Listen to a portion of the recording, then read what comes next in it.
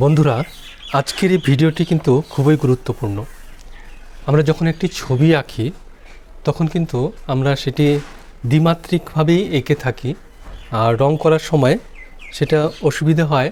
এবং আমি যদি আমার মাথায় সেটাকে ত্রিমাত্রিক করে নিতে না পারি, 3Dতে করে নিতে না পারি, তাহলে তো রঙের ক্ষেত্রে আরও অসুবিধা হয়। সেই জন্যে আমরা যখন একটি ছবি আঁকবো সেটি যেন ত্রিমাত্রিক আমি যদি দ্বিমাত্রিকভাবে আঁকি তবু আমার মাথায় যেন সেটা ত্রিমাত্রিক করে নিতে পারি, 3Dতে করে নিতে পারি, তবেই সেটা আঁকাটা এবং রং ভালো হবে। তো এই বিষয়ে আমি একটু ছবি এঁকে তোমাদের দেখাচ্ছি যতদূর সম্ভব। আমি চেষ্টা করছি বোঝানোর। এই ধরো একটি গাছ আঁকলাম, এই গাছের পাতা, ঘর,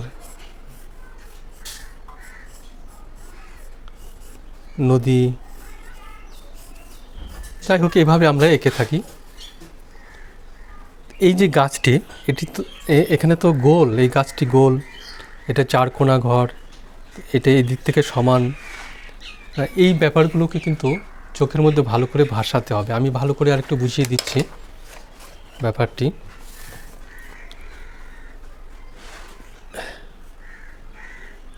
এখানে মনে করো ছবিতে আমি একটি পশু আঁকছি।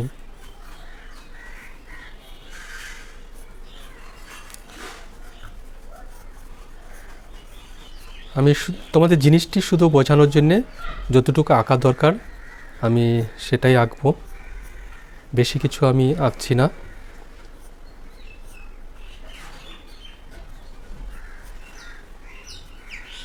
এখানে একটি গরু এঁকে নিলাম, তার পাশে এদিকে মনে করো এখানে একটি গাছ আছে।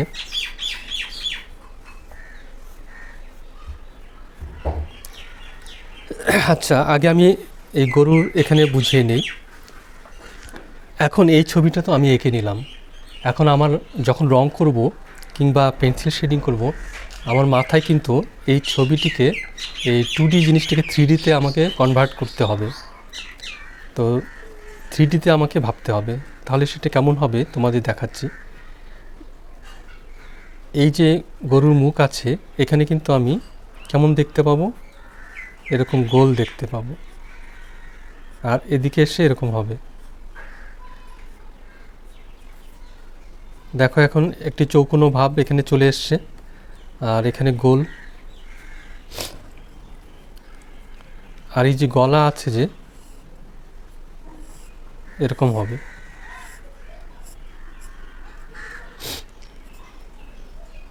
আবার এখানে কিন্তু উঁচু আছে, তো সেই উঁচু ভাবটাকে বোঝাতে হবে। ধীরে ধীরে দিকে কম উঁচু হয়ে গেল। আবার এই যে পাটা আছে, পা কেমন আছে, গোল আছে।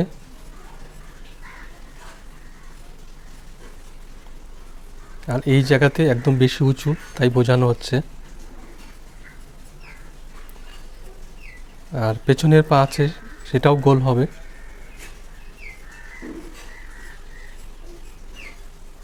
আর এই যে শরীর আছে, শরীরটা কেমন গোল আছে। এখন দেখো এই গোলগুলোকে যে আমি দিচ্ছি সেটা কিন্তু এক পাশটা দিচ্ছি। এখন এটাকে যদি ধরো যে কাচের তৈরি করা থাকে, কিংবা আমি মনে মনে যদি এর পেছনটা দেখতে পাই, তাহলে কেমন হবে এই গোলটা, এমন হবে। তার মানে আমি এই পেছনটাও দেখতে পাচ্ছি, তাই এই গোলটা। কিন্তু পেছনের গোলটা যেহেতু আমরা দেখতে পাচ্ছি না, সেখানে আমি দিচ্ছি না, কিন্তু এটাকে আমাকে জানতে হবে। যখন ছবি আঁকবো তখন এটাকে জানতে হবে, তাই আমি এটাকে তোমাদের দেখিয়ে নিলাম।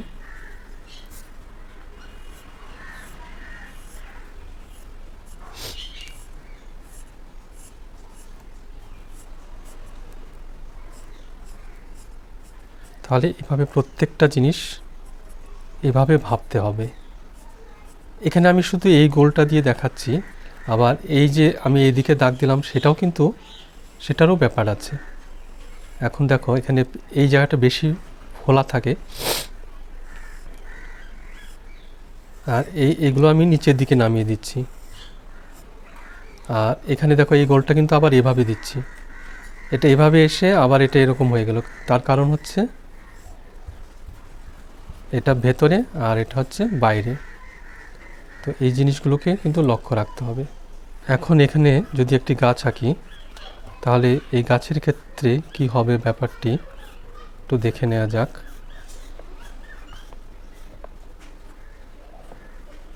এই যে এটা একটা গোল হবে, এই ডালটা তো চ্যাপ্টা না, এটা গোল। যে গোলটা আমি এরকম আছে সেটা শুধু একদিকের গোলটা দিচ্ছি, এখানে এসে এই গোলটা শেষ হয়ে গেল। তারপর এখান থেকে শুরু হলো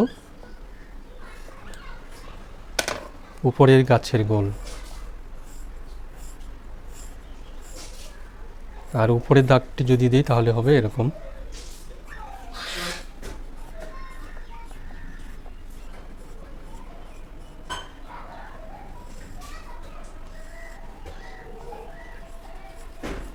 এবারে দেখো এখানে এই রেখাগুলো কিন্তু পরিবর্তন হয়ে যাবে, কারণ এখানে কিন্তু বেশি উঁচুতে।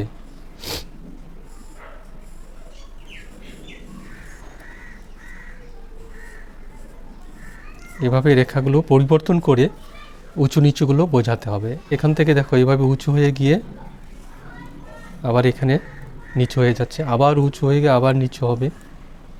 তাহলে এখানে যে আলাদা আলাদা তিনটে ধাপ আছে সেটাও অনায়াসে বোঝা যাবে।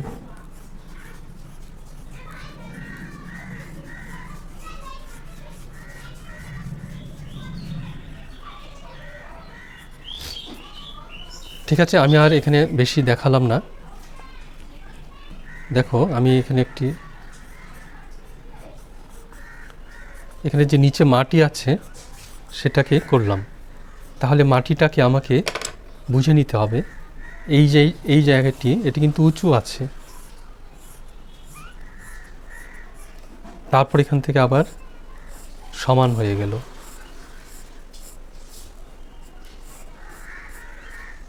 দেখলে? তাহলে এই ব্যাপারটা যদি আমার মাথায় থাকে তাহলে রং করার সময় আমরা সুন্দর করতে পারবো। এদিক থেকে যদি আলো আসে তাহলে এখানে হালকা, আর এখানে কি হচ্ছে, এখানে গাঢ় হয়ে যাচ্ছে। তাহলে যে উঁচু নিচু জায়গাটা এটা পরিষ্কারভাবে আমাদের মাথায় আসবে। আবার এখানে দেখো পেছনে যেহেতু সমান আছে তাহলে এখানে এরকম দাগ হবে। এভাবেই কিন্তু চলতে থাকবে। তো এখানে তো আমি গাছের ডালগুলো দেখালাম, গাছ কেমন হবে। আমরা যখন গাছ আঁকবো তখন কিন্তু গাছটিকে আমরা গোলভাবে ভেবে নেব। যেমন এখানে একটি যদি ঝোপ থাকে,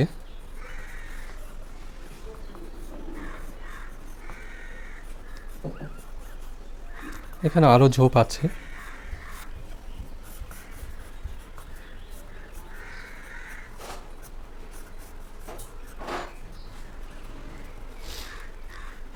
পেছন দিকের ওটা দেখা যাবে। পেছন দিকে যেটা আছে সেটা তো অন্ধকার হয়ে যাবে। এখন এই যে পাতা আছে এটাকে কিন্তু আমাকে গোলভাবেই ভাবতে হবে।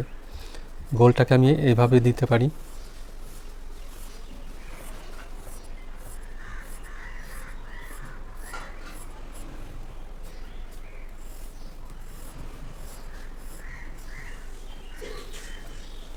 আমরা যখন গ্লোব আঁকি তখন কেমন হয়, গ্লোবে এই যে গোলটা থাকে, এখানে সোজা দাগ থাকে, তারপরে এরকম অনেক দাগ থাকে না, তারপর দেখবে যে এই গোলটা কি সুন্দর, গোল যে সেটা সুন্দর বোঝা যায়। ঠিক অনেকটা এই ধরনেরই। এটাকে মন দিয়ে তোমাকে গোল যে এই যে গোল সেই ব্যাপারটাকে ধরে নিতে হবে। অসংখ্য গোল করলে যেরকম হবে সেই ব্যাপারটি, তাহলে আলো ছায়া তোমাদের সুন্দর হবে সব কিছুতেই। এই যে ছোট ছোট শিং আছে সেখানে আমরা অনেকেই কী করি, একরকম কালো রং দিয়ে রেখে দিই। কিন্তু না, যখন আমি ভাববো যে এই জিনিসটাতে দেখো কি সুন্দর, এই যে গোল ব্যাপারটি যখন আমি ভাবতে পারবো তখন কিন্তু আমি এদিকে অন্ধকার দিব, যে এদিকে এই গোলটার এদিকে হালকা করব যদি এদিক থেকে আলো আসে। তাহলে সমস্ত জিনিসে এভাবে যদি আমি ভাবতে পারি তাহলে কিন্তু আলো ছায়া সুন্দরভাবে আমরা দিতে পারবো। আর এই আলো ছাই হচ্ছে ছবির সবথেকে আসল জিনিস, যা দিয়ে আমরা ছবিকে সুন্দরভাবে ফুটিয়ে তুলতে পারি। আর আলোর ছায়া না দেখাতে পারলে আমরা উঁচু নিচু দেখাতে পারবো না, একটা দূরে কাছের জিনিস দেখাতে পারবো না। সেগুলো যদি দেখাতে না পারি তাহলে ছবি একদমই ভালো হবে না। তাহলে এইভাবেই কিন্তু যখন আমরা আঁকবো এবং রং করব, এই জিনিসগুলো মাথায় রেখে তারপর করতে হবে। তাহলে বন্ধুরা, আজকে এই পর্যন্ত। আবার পরবর্তী ভিডিওতে আরও নতুন কিছু নিয়ে আসব। ধন্যবাদ।